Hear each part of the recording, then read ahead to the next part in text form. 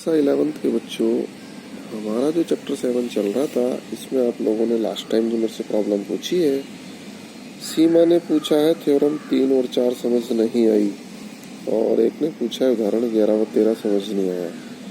देखो भाई, थ्योरम 3 व 4, सबसे पहले थ्योरम नंबर 3 है। थ्योरम नंबर 3 में इसने कहा n वस्तुओं के क्रमचों की संख्या जहाँ p वस्तुएं समान प्रकार की हैं। देखो, कहने का मतलब एक स्पेलिंग आई मैथमेटिक्स, MATHEMATICS।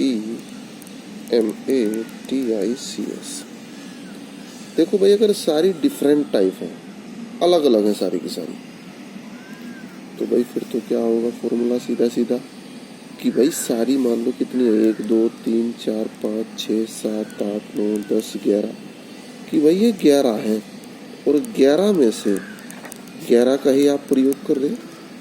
भाई आपको कहा मैथमेटिक्स से कितने नए नए वर्ड बनाए जा सकते हैं, तो अगर ये सारे अलग अलग होते तो 11 में से 11 को इस्तेमाल कर रहे तो फॉर्मूला क्या रहता, 11P11 नहीं रहता भाई।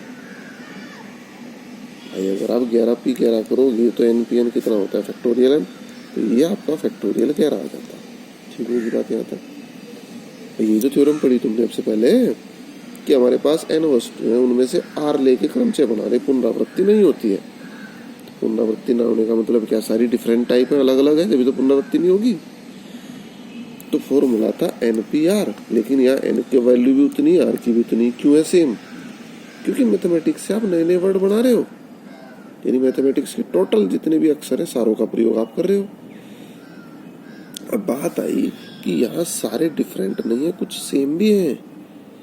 तो यदि कुछ नंबर एक जैसे आ जाएं तो वहाँ एक थ्योरम काम करती है, वहाँ NPR NCR से काम नहीं चलेगा।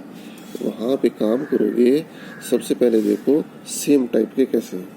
ठीक है भाई, यहाँ देखो आप एक जैसी वस्तुएं, एक जैसी, तो एक जैसी कौन है, m देखो m कितनी बार आ रहा, 2, तो एक जैसी m है, तो m की संख्या कितनी हमारे पास, 2। a देखो, a कैसी, एक जैसी, तो a की संख्या कितनी हमारे पास, 1 2। a के बाद t देखो, t की संख्या कितनी हमारे पास, 2। t के बाद h नहीं है, e नहीं है, m तो हो चुका, a भी हो चुका, t भी हो चुका, बस बाकी कोई रिपीट नहीं होगा। तो बेटा हमारे पास 3 ऐसे हैं जो रिपीट हो रहे, तो यहाँ जो फॉर्मूला काम करेगा फैक्टोरियल n यानी टोटल का फैक्टोरियल और अपोन में रिपीटेड। तो m रिपीट हुआ 2 बार तो 2 का फैक्टोरियल, a रिपीट हुआ 2 बार तो 2 का फैक्टोरियल, t रिपीट हुआ 2 बार तो 2 का फैक्टोरियल। तो यहाँ ये थ्योरम काम करती है। तो बेटा अब आया ना क्लियर समझ में। इनको आप P1 P2 P3 लिख दो, PQR लिख दो, XYZ लिख दो नीचे वालों, वो तुम्हारी मर्जी है। तो यानी अगर एक जैसे नंबर हमारे पास आ जाए, एक टाइप की वस्तु हमारे पास आ जाए, तो वो नीचे रिपीट कर, जो रिपीट हो रहा है उसको हम नीचे डाल देते हैं। ऊपर टोटल का फैक्टोरियल और अपोन में रिपीटेड का। रिपीटेड से मेरा मतलब ये है, तुम इसको सीधी भाषा में ये समझो, नीचे जो जितनी बार है उतना उसका फैक्टोरियल है। m 2 बार है 2 फैक्टोरियल, a 2 बार है 2 बार फैक्टोरियल, t 2 बार है 2 बार फैक्टोरियल, बाकी सब एक एक बार है, उनके एक एक फैक्टोरियल, तो एक एक को लिखने की जरूरत नहीं होती, खत्म बात। आप ऐसे समझ लो। कहीं भी अगर आपको कोई एक वर्ड दिया है और पूछ रहा है इससे कितने वर्ड नए नए बन रहे हैं, तो पहले तो ये कंफर्म हो गया कि जितने इसके अक्षर हैं सारों को आप लोगे और सारों का ही प्रयोग करोगे। आपको ये सोचने की आवश्यकता नहीं हमने 10 है, 10 में से प्रयोग 4 का करना। सबसे पहले तो यही हो रहा था कि हमारे पास 5 कलर के झंडे हैं, लेकिन हमें जो संकेत बनाना है उसमें हमें कितने झंडों की आवश्यकता है, केवल 2 की। तो वहाँ n की वैल्यू अलग, r की वैल्यू अलग। तो यहाँ सबसे पहले क्या कंफर्म हो रहा कि आपके पास मैथमेटिक्स में जितने हैं सारों का ही प्रयोग करना। पहले तो ये कंफर्म कर लो, हो गया कंफर्म, आगे बढ़ो। ऊपर आप लिखो टोटल का फैक्टोरियल, टोटल कितने हैं 11, तो आप डाल दोगे यहाँ से 11 का फैक्टोरियल और अपोन में रिपीटेड। अरे भाई रिपीटेड में एक बात बताओ, m आपका 2 बार रिपीट हो रहा, तो m के सामने आप लिखोगे फैक्टोरियल 2 m के बदले। फिर आपका t है, t आपका 2 बार रिपीट हो रहा, तो आप 2 लिखोगे। जो रिपीट हो ही नहीं रहा उसका तो एक एक फैक्टोरियल डालोगे आप। में जैसे c है, c आपका रिपीट नहीं हो रहा तो फैक्टोरियल 1, तो भाई फैक्टोरियल 1 का मान 1 ही होता है, तो लिखना आवश्यक है क्या उसको कहीं, ये सारा भरना में जरूरी है। तो ये आप ध्यान रखेंगे। और नीचे जो रिपीटेड है इनको P1 P2 P3 लिखा है इसने, आप इसको XYZ लिख दो, PQR लिख दो, तुम्हारी मर्जी है। मेन है कंसेप्ट आपकी समझ में आना जरूरी है। तो बेटा जिन बच्चों का पहले भी कंसेप्ट क्लियर नहीं उनका हो गया होगा। अब मैं आपको उदाहरण समझाता हूँ। आपने उदाहरण मेरे से पूछा है 11 व 13, तो बेटा हम सबसे पहले बात करते हैं उदाहरण 11।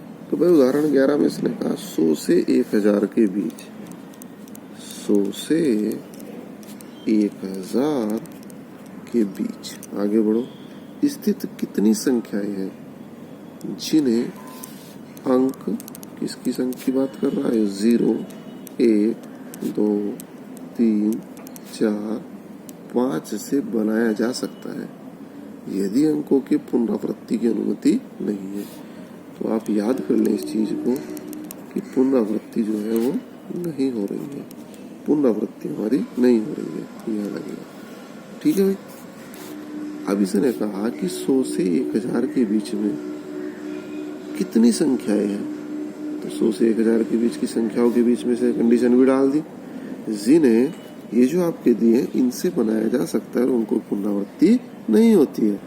तो बेटा यहाँ तक की बात आपकी क्लियर हो रही होगी। अब मेन बात ये आई कि हमारा क्वेश्चन है क्या, तुम समझ क्या पाए भाई? समझ ये पाए कि हम सबसे पहले देखेंगे प्रयुक्त क्या क्या कर सकते हैं। प्रयुक्त करने वाले कारक ये है हमारे पास 1, 2, 3, 4, 6। तो प्रयुक्त करने वाले कितने कुल हमारे पास 6 हैं जिनको हम प्रयोग करेंगे। और भाई 100 से 1000 के बीच में क्या आएगा, 101, 102, 999 तक। तो भाई 101 और 999 यानी 3 अंक की संख्या। तो यानी हमें क्या बनानी भाई, 3 अंक की संख्या। अब समझ में आया ना क्वेश्चन? यानी सीधा सा सवाल ये बन गया कि 0, 1, 2, 3, 4, 5 अंकों का प्रयोग करके आप कितनी 3 अंक की संख्या बना सकते हैं। अब तो समझ में आ गया होगा क्वेश्चन। आपका जो प्रश्न बन गया अब ये बन गया कि 0, 1, 2, 3, 4, 5 का प्रयोग करके आप कितनी 3 अंक की संख्या बना सकते हैं। अब तो यही प्रश्न हुआ ना।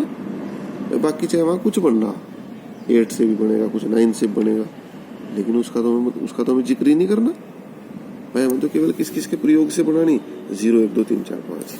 तो अब आप पुराना तरीका इस्तेमाल करो, सबसे बेस्ट है 3 डब्बे बना लो भाई। नॉर्मल अवस्था जो है, नॉर्मल अवस्था की बात कर रहा, पहले को प्रयुक्त करने के लिए कितने ऑप्शन है हमारे पास, 6। दूसरे में प्रयुक्त करने के लिए कितने ऑप्शन है, 5। तीसरे में प्रयुक्त करने के लिए कितने ऑप्शन है, 4। ये तो है, रिपीट तो हो ही नहीं रहा। जो यहाँ प्रयोग होगा यहाँ नहीं आएगा, जो यहाँ होगा यहाँ नहीं आएगा।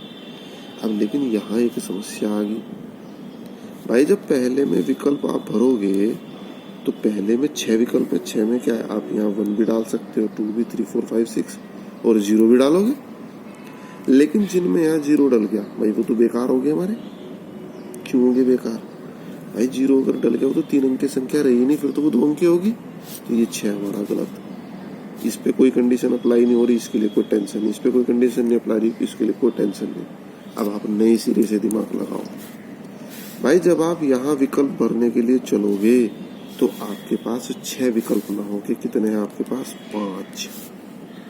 समझ में आएगी बात? क्यों है 5? क्योंकि 0 हमारा यहाँ काम नहीं करेगा। अब आप यहाँ हो, यहाँ कितने विकल्प हैं? कुछ बच्चे कह रहे होंगे मन मन में 4। बेटा 4 नहीं है यहाँ, हमारे पास टोटल 6 थे। 6 में से यहाँ 1 खर्च हुआ। 1 से मतलब चाहे 1 हुआ हो, चाहे 2, चाहे 3, चाहे 4, चाहे 5। तो हमारे में से 6 नंबर में से अभी भी 5 अवेलेबल है हमारे पास। तो यहाँ के लिए कितने विकल्प है, 5। 2 खर्च हो गए, कितने विकल्प है अभी भी, 4। तो 5, 5, 25, 4, 100। This is the answer. समझ में आई बात? कोई बात नहीं, अभी भी अगर किसी को समझ नहीं आया तो थोड़ा सा दिमाग लगाओ, फिर मेरे से पूछो। तो अब हम नेक्स्ट पे चलते हैं। चलो भाई 13वें पे चलो। 13वें में क्या कहा इसने भाई? 13वें में कहता है ये याद कीजिए R यदि 5, फिर दिया है इसने 4PR बराबर 6, और फिर दिया है इसने 5PR -1। ठीक होगी बात भाई? पहले दिया है इसने 5, 4PR बराबर 6, 5PR -1। तो R ज्ञात कीजिए। तो भाई R ज्ञात कर देंगे, 5 तो है ही, 4PR का फॉर्मूला ब्रेक कर दो आप। फैक्टोरियल 4 अपॉन 4 माइनस आर पूरे का फैक्टोरियल 6 इंटू फैक्टोरियल 5 और यहाँ आया 5 माइनस आर और प्लस 1 और पूरे का फैक्टोरियल। अब आप थोड़ा सा इसको सॉल्व करें। बेटा फैक्टोरियल खोलते टाइम एक चीज का ध्यान रखना है आपको कि कंपैरिजन एक दूसरे से सेम कैटेगरी में करनी है। इट इज न्यूमेरिक तो दोनों की कंपैरिजन करो। कौन सा बड़ा है 5, तो बड़े को कहाँ तक खोलते थे, छोटे तक। तो यानी इस 5 को आप क्या लिखोगे, 5 गुणा फैक्टोरियल 4 ताकि 4 से 4 कट सके। देखो ऐसे मैं आपको बताऊंगा 5 इंटू बराबर फिर यहाँ क्या था 6। यहाँ आपने फैक्टोरियल 4 को एज इट इज रहने दिया। यहाँ आपने लिखा 5 इंटू 4 और 4 पे ब्रेक लगा दिया। फायदा क्या हुआ, फैक्टोरियल 4 से फैक्टोरियल 4 कैंसिल नहीं होता कटिंग ऐसे होगी। अब आप अपॉन में आओ, यहाँ 4 माइनस आर और 5 और 1 6 माइनस आर। बेटा 6 माइनस आर बड़ा या 4 माइनस आर बड़ा, तो बड़ा है 6 माइनस आर। तो 6 माइनस आर अगर बड़ा है, बड़े को छोटे तक खोलते हैं, छोटा तो झुका तो रहेगा। तो 4 माइनस आर के फैक्टोरियल को झुका तो इधर आप लिखोगे 5 और 1 6 माइनस आर, तो 6 माइनस आर फिर 1 घटाते हैं 6 में से 5 माइनस आर फिर 1 घटाया 4 माइनस आर और 4 माइनस आर पे ब्रेक लगा दिए। तो 4 माइनस आर फैक्टोरियल से 4 माइनस आर कैंसिल। समझ में आ रही होगी बात। अब आप क्रॉस मल्टीप्लाई कर दो। तो जब आप क्रॉस मल्टीप्लाई करोगे, वैसे तो पहले ही 5 से 5 भी कट गया, लो खत्म ये भी बात। अब आप क्रॉस मल्टीप्लाई करो 6 माइनस आर 5 माइनस आर और बराबर आ गया आपके पास 6। अब भाई आपस में गुणा करके द्विघात समीकरण, अब तो हल कर ही लोगे यार, इतना काम तो करना ही पड़ेगा तुम्हें। तो अब आप इसको हल कर लेंगे। तो बेटा मुझे उम्मीद है प्रॉब्लम आप लोगों की समझ में आ रही होंगी। तो अब हम थोड़ा सा आगे बढ़ाते हैं काम को, देखते हैं कहाँ तक पहुंच गए एक्सरसाइज। बेटा हमारा जो चल रहा था वो संचय चल रहा था, और संचय मैंने एनसीआर की 4-5 थ्योरम थी वो बता दी थी, एक तुम्हें करने को भी दी थी। और जहाँ तक मुझे याद है 7.4 एक्सरसाइज के शुरू के 4-5 क्वेश्चन मैंने तुम्हें दे दिए थे। तो अब बच्चों में उससे आगे बढ़ता हूँ। क्वेश्चन नंबर 7 फिर भी कोई रह गया हो आप मेरे से पूछ लेना। तो बेटा क्वेश्चन नंबर 7 में आया 17 खिलाड़ियों में से जिनमें केवल 5 खिलाड़ी गेंदबाजी कर सकते हैं। तो भाई 17 में से 5 क्या है आपके गेंदबाज, तो 12 क्या होंगे आपके बल्लेबाज। अरे भाई पहले पढ़ लो, कुछ वैसे भी हो सकते हैं। 17 खिलाड़ियों में से जिनमें केवल 5 खिलाड़ी गेंदबाजी कर सकते हैं। मैं ज्यादा लिखता नहीं हूँ, कुछ और भी कंडीशन आ सकती है। 17 क्या है कुल, तो भाई 17 में से 5 क्या है गेंदबाज। ठीक होगी बात। 17 कुल खिलाड़ियों में से 5 खिलाड़ी गेंदबाजी कर सकते हैं। एक क्रिकेट टीम के लिए 11 खिलाड़ियों का चयन करना है। कितने खिलाड़ियों का चयन करना है, 11 खिलाड़ियों 11 खिलाड़ियों का चयन करने का तरीका। तो भाई 11 खिलाड़ियों का चयन करने का तरीका, जबकि प्रत्येक टीम में तथ्य थे 4 गेंदबाज हैं।